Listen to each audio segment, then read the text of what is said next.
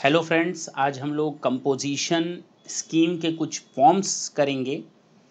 Composition scheme के forms का मतलब आप समझ गए होंगे कि अगर कोई एसएससी जिसका टर्नओवर 50 लैक्स से कम है, क्या है 50 लैक्स से कम है, और ज़रा देखिए तो 50 लैक्स कौन सा वाला, तो हमने आपको इसकी डिटेल पहले ही बता रखी है।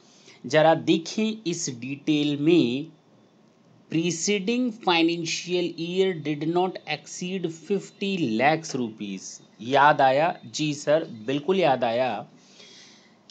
ये हम लोगों ने पहले ही देख रखा है कंपोजिशन लेवी सेक्शन 10 में कि कोई भी पर्सन जो रजिस्टर्ड पर्सन है, मेरी बात ढंग से सुनेंगे, इसका मतलब उसकी सेल 20 लाख रुपए से अधिक है तो बट ऑब्वियस है उसको रजिस्ट्रेशन तो कराना पड़ेगा, और रजिस्ट्रेशन के लिए उसको REG1 भरना पड़ेगा अगर वो नया बंदा है तो।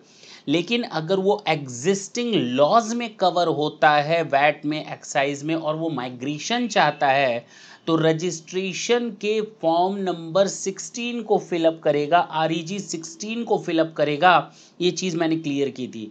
अच्छा, REG16 को क्लियर करने भरने वाले बंदे के बारे में मैं बताता हूँ।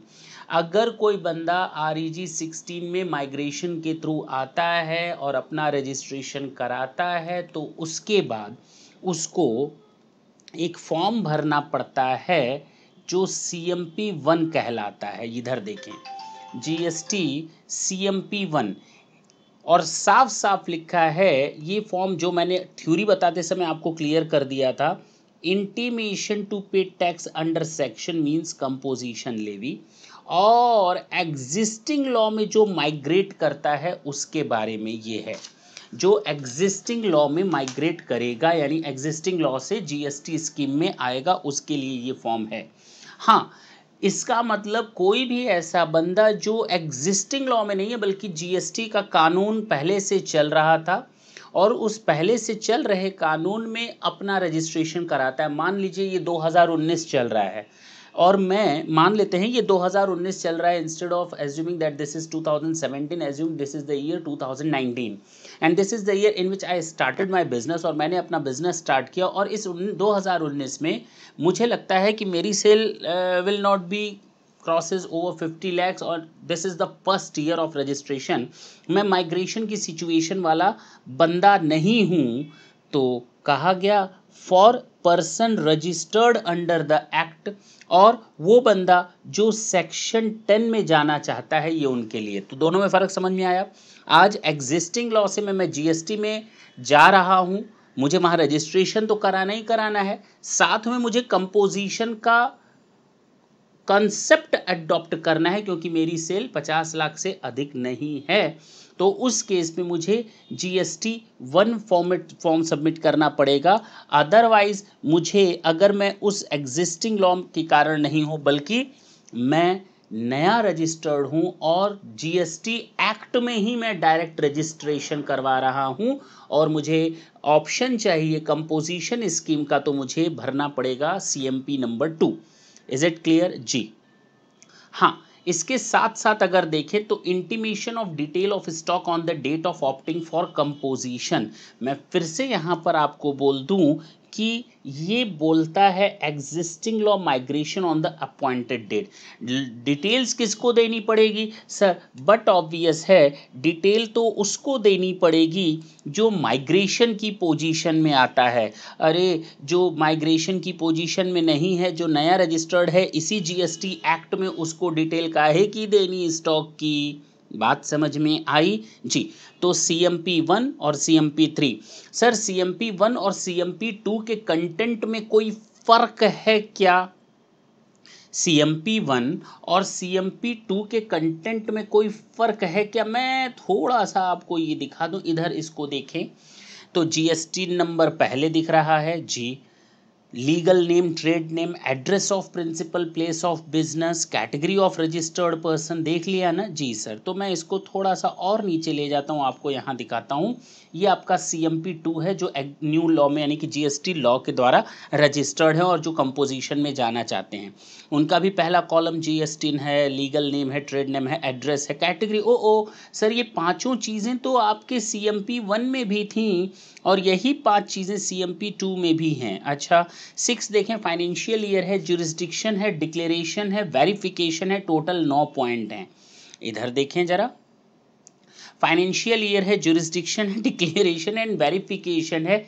each and everything of CMP1 and CMP2 are same, but the nature of the registered persons are different. That's it. The form number is quite different for different type of persons or the registered person. Is it clear? जी sir, ये बिल्कुल clear हो गया। कब CMP1 भरेंगे, कब हम लोग CMP2 को फुलफिल करेंगे, लेकिन सारे के सारे कंटेंट सेम रहेंगे। ओके, सारे कंटेंट सेम रहेंगे जी।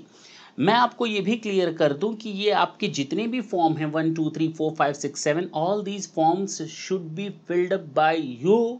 जो भी फॉर्म आपको भरने हैं, इसमें नोटिस आएगा तो वो GST अथॉरिटी भरेगी, आप नहीं भरेंगे। लेकिन जो भी आप फॉर्म फिलअप करेंगे मैनुअली कुछ भी नहीं होगा, ऑनलाइन होगा, कॉमन पोर्टल के थ्रू होगा। हाँ, ये जो GST CMP1 है, ये आपको भरना है, कब फिलअप करना है, prior to appointed date. Okay, appointed day का मतलब मैंने आपको पहले भी बताया है, वो दिन जिस दिन ये GST लॉ इन्फोर्स होगा उसके जस्ट पहले आपको ये फिलअप कर देना है। क्योंकि आप कौन वाले हैं, आप माइग्रेशन वाले हैं। कौन वाले हैं, आप माइग्रेशन, तो आपको अपॉइंटेड डेट के पहले भरना है। लेकिन अगर आपसे गलती हो गई, आप नहीं भर पाए किसी कंडीशन में, तो आपको ये फिलअप करना पड़ेगा यहाँ, not later than 30 days from appointed date. ये आपको 30 दिनों के अंदर तो किसी भी सूरत में भर लेना है। हाँ, आपको अपने स्टॉक की डिटेल्स देनी है। अगर आप माइग्रेशन से आ रहे हैं और CMP1 भर रहे हैं, तो CMP3 में आपको स्टॉक की डिटेल देनी है। किस में देनी है, CMP3 में स्टॉक की डिटेल देनी है।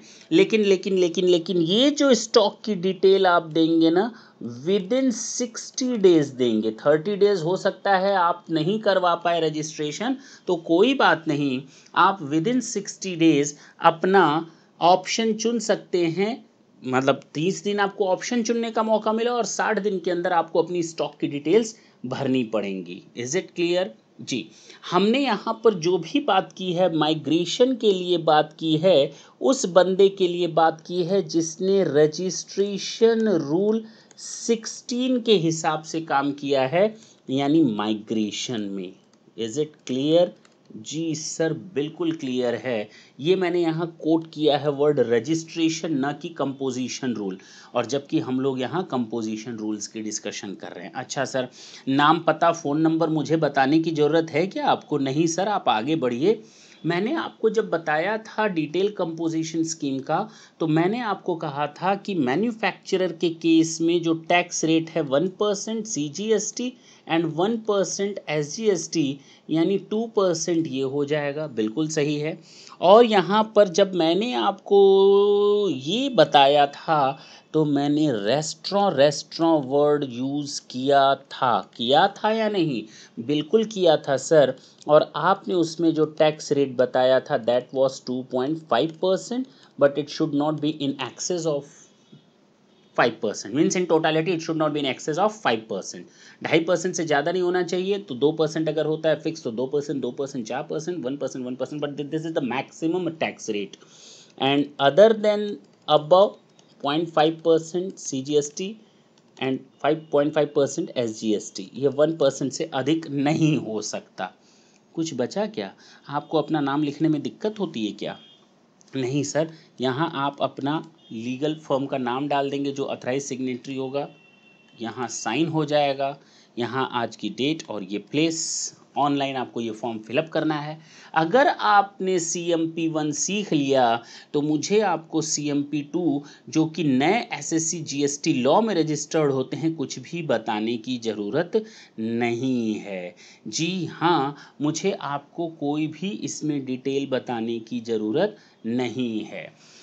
आज का ये सेशन मैंने आपको इंट्रो दिया CMP1, CMP2, CMP3 आपका डिटेल ऑफ स्टॉक है जो माइग्रेशन स्कीम वाला है, और CMP4 आपका विड्रॉल है इस स्कीम से निकलने के लिए, और नेक्स्ट सेशन में आज हम अपना टॉपिक यहीं ओवर करेंगे। नेक्स्ट सेशन में 3, 4, 5 ये चीज़ें हम लोग देखेंगे। हो सकता है तो हम लोग 6 and 7 भी कर लें, but yes, today we have done our CMP01, how to fill up the form, when to fill up the form, what are the limitations to fill up the forms, ये हम लोगों ने देख लिया CMP1 और CMP2 के बारे में। Thank you, thanks a lot.